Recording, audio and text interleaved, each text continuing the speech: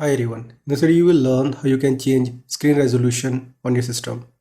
To change the screen resolution, simply go to your desktop and right click. Here you will get this option display settings.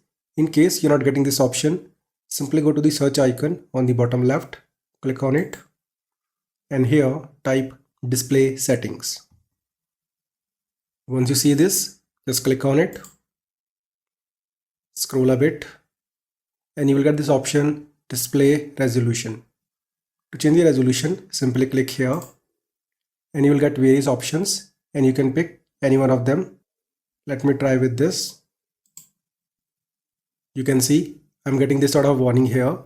The moment when I will click on this keep changes, it will keep it, otherwise it will revert. So depending upon your requirement, you can keep the changes and it will be applied immediately.